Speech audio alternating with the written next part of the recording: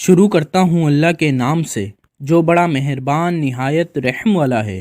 جب بھی کوئی قوم اللہ کی مہلت سے فائدہ اٹھا کر گمراہی کے اندھیرے میں ڈوب کر سرکشی کرتی ہے تو اللہ رب العزت رسوائی اور ذلت کو ان کا مقدر بنا دیتا ہے۔ تاریخ گواہ ہے کہ قوموں پر اللہ کا عذاب ایسے نازل ہوتا ہے کہ سب سے پہلے تو ان پر ظالم و جابر حکمران مسلط کر دیے جاتے ہیں۔ آج کی ویڈیو میں ہم ایک ایسی ہی ظالم و جابر قوم کا تذکرہ کرنے والے ہیں کہ جس نے تاریخ میں بے پناہ کامیابیاں سمیٹی۔ جی ہاں دوستوں، قوم عمالقہ تاریخ انسانی کی سب سے سفاک ظالم و جابر قوم تھی۔ ان کے لوگ خونخوار اور وحشی فطرت تھے۔ اللہ پاک کا ان پر کرم تھا کہ ان کے قد بھی اس وقت کی موجود دنیا کی ساری آبادی میں سب سے زیادہ تھے۔ تاریخ حوالوں سے پتہ چلتا ہے کہ قوم عمالقہ کا ایک مرد دوسری قوموں کے 80 مردوں کے برابر ہوا کرتا تھا۔ اس قوم نے اپنی فتوحات سے ایسی وحشت پھیلا رکھی تھی کہ اگر یہ قوم کسی دوسرے ملک پر حملے کے لیے جاتی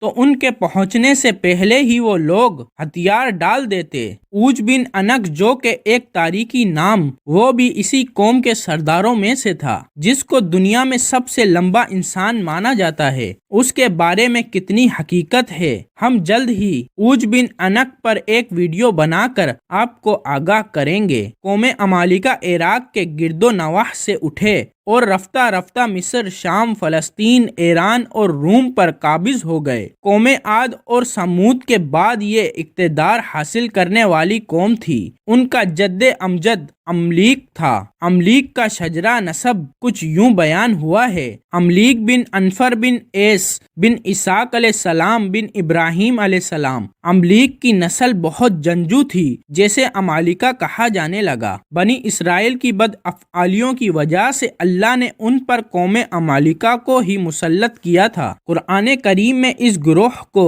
جبارین کے نام سے پکارا گیا ہے۔ حضرت ابراہیم کے دور میں یہ بحیرہ مردار کے مغرب میں آباد تھے۔ چونکہ یہ جہاں بھی گئے اپنی ثقافت اور حرکتوں سے باز نہ آئے، جس کی وجہ سے عراق کے اشعری بادشاہوں نے انہیں صحرائے سینا کے جانب دھکیل دیا تھا۔ اس دور میں ان کی اکثریت بھیڑ بکریاں پالا کرتی تھیں۔ بنی اسرائیل نے جب اپنے رب کی احکامات کو فراموش کر کے بتوں کی پوجا شروع کر کے صفاقی سرکشی اور بدفعلی کو اپنا شعار بنایا تو اللہ تعالی نے ان پر ایک قوم جسے عمالقہ کہتے ہیں مسلط کر دی۔ حضرت موسیٰ علیہ السلام کو اللہ پاک نے حکم دیا کہ ارض مقدس فلسطین کو عمالقہ کے قبضے سے آزاد کرواؤ۔ حضرت موسیٰ اپنی قوم کو لے کر فلسطین کی طرف جہاد کے لیے نکل پڑے۔ جب حضرت موسیٰ نے اپنی قوم سے کہا کہ ایک قوم بنی اسرائیل ارض مقدس میں داخل ہو جاؤ جو اللہ تعالی نے تمہارے لیے لکھ رکھی ہے، اور پیٹ نہ دکھاؤ ورنہ خسارے میں رہو گے، اس پر بنی اسرائیل کے یہ لوگ بولے: اے موسیٰ، تم اور تمہارا پروردگار لڑو، ہم تو یہیں بیٹھے ہیں۔ وہاں تو ایک طاقتور قوم عمالقہ آباد ہے جس کا ہم مقابلہ کرنے کے قطعاً سخت نہیں رکھتے۔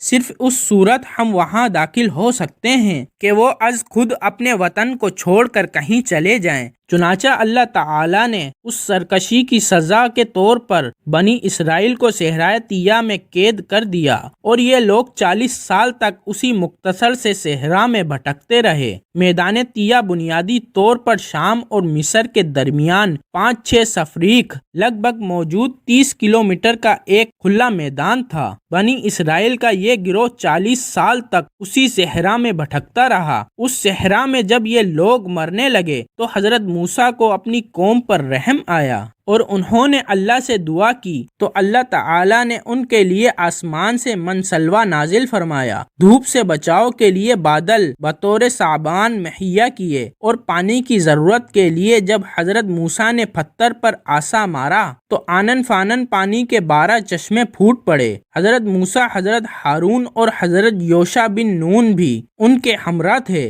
پھر ساری قوم نے توبہ کی تو اللہ نے حضرت موسیٰ علیہ السلام کو حکم دیا کہ اپنی قوم کو 12 قبائل میں تقسیم کرو۔ حضرت موسیٰ نے اپنی قوم کو 12 قبائل میں تقسیم کر دیا اور ان کا ایک ایک سردار مقرر کر دیا، اور ان 12 سرداروں پر حضرت یوشع کو سردار اعلیٰ بنا دیا۔ اب ان لوگوں نے جہاد کی تیاری شروع کر دی۔ ابھی قوم بنی اسرائیل وادی طیہ سے ہی نہ نکلے تھے۔ حضرت موسیٰ علیہ السلام اور حضرت ہارون علیہ السلام اس دنیا سے پردہ فرما گئے۔ چنانچہ حضرت یوشع نے قوم کی بھاگ دوڑ سنبھال لی اور قوم کی جنگی تربیت کرنے لگے۔ قوم کے پاس منسلوا اترتا تھا، پانی کے چشمے پاس تھے، اس لیے ساری قوم کی توجہ صرف اور صرف جنگی تربیت پر ہی تھی۔ کوئی بھی معاشی سرگرمی میں ملوث نہ تھا۔ بنی اسرائیل نے خوب دل لگی سے جنگ کی تیاری کی۔ جب صحرائے طیہ میں 40 پورے ہوئے تو اللہ پاک نے حضرت یوشع کو حکم دیا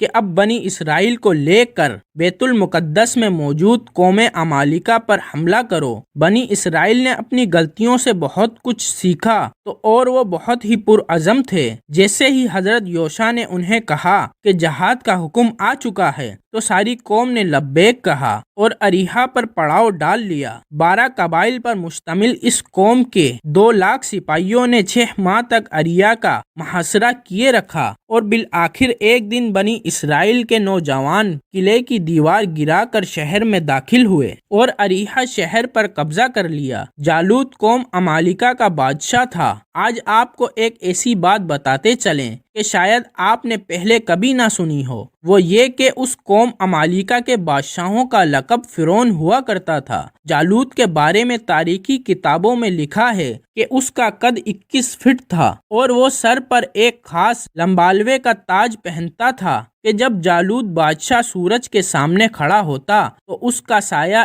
1 میل تک پھیل جاتا تھا۔ جالوت انتہا کا ظالم اور جابر حکمران تھا۔ وہ ہر طرح کی بدعمالیوں میں مشغول تھا۔ اس کا سب سے بڑا گناہ یہ تھا کہ جالوت حضرت موسیٰ علیہ السلام کے ماننے والی مومن عورتوں کو جب پکڑتا تو ان کی چھاتیوں کو کاٹ کر اپنے دربار میں بچھا دیتا اور پھر ان پر چلا کرتا اور ساتھ ہی پکارا کرتا کہ ہے کوئی مرد جو مجھ سے اس کا حساب لے سکے۔ تاریخ انسانی گواہ ہے کہ کوئی بھی ایسا ظالم بادشاہ نہیں گزرا جس نے اتنی زیادہ تعداد میں عورتوں کو اس طرح قتل کیا کہ پہلے ان کی چھاتیوں کو کاٹا جاتا اور پھر وہ ان سے کھیلتا۔ بس پھر اللہ نے جالوت کو دی ہوئی مہلت ختم کر دی۔ حضرت یوشع کی وفات کے بعد بنی اسرائیل پھر سے لاوارث ہو گئے اور در در کی ٹھوکریں کھانے لگے۔ جالوت نے ان سے تابوت سکینہ بھی چھین لیا۔ پھر اللہ پاک نے حضرت شمعیل کو نبوت سے سرفراز فرمایا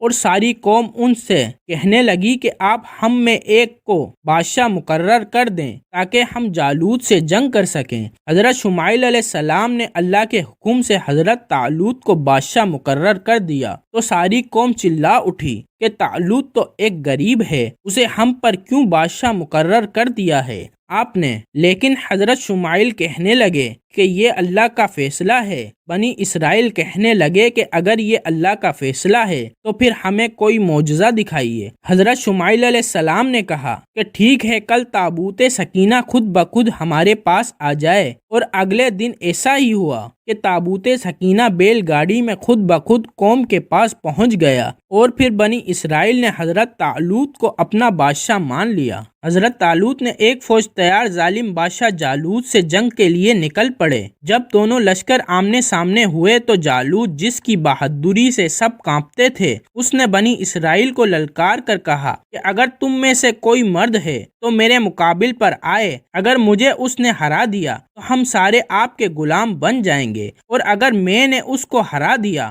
تم سب ہمارے غلام ہو جانا۔ جب کوئی بھی جالوت کے سامنے نہ آیا تو حضرت داؤد علیہ السلام اپنی گلیل لے کر جالوت کے سامنے لڑنے کے لیے آ گئے۔ حضرت داؤد علیہ السلام ابھی لڑکپن میں تھے تو جالوت کہنے لگا کہ میں کسی بچے کو قتل کر کے جنگ نہیں جیتنا چاہتا۔ حضرت داؤد کے اصرار پر شروع ہوا اور آپ نے اپنی گلیل میں 3 پتھر رکھ کر جالوت کی طرف پھینکے، جس سے اس کا سر پاش پاش ہو گیا، اور تاریخی روایت میں ہے کہ اس کی لاش کے اتنے ٹکڑے ہوئے کہ کوئی ان کو گن بھی نہ سکتا تھا۔ جالوت کی فوج نے جب یہ دیکھا تو وہ میدان سے بھاگ کھڑے ہوئے۔ یوں حضرت شمعیل کی محنت رنگ لائی اور بنی اسرائیل ایک طویل مدت کے بعد اپنے وطن میں داخل ہوئے۔ کچھ ہی عرصے بعد حضرت شمعیل علیہ السلام وفات پا گئے۔ اور طالوت کو حضرت داؤد کی آدھی سلطنت کا بادشاہ بنا دیا اور اپنی بیٹی کی شادی بھی ان سے کر دی۔ حضرت طالوت کی وفات کے بعد حضرت داؤد پوری سلطنت کے بادشاہ بن گئے اور پھر اللہ پاک نے آپ کو بھی نبوت سے سرفراز فرما دیا۔ اس طرح حضرت داؤد اور ان کے بعد حضرت سلیمان علیہ السلام نے کئی سالوں تک حکمرانی کی۔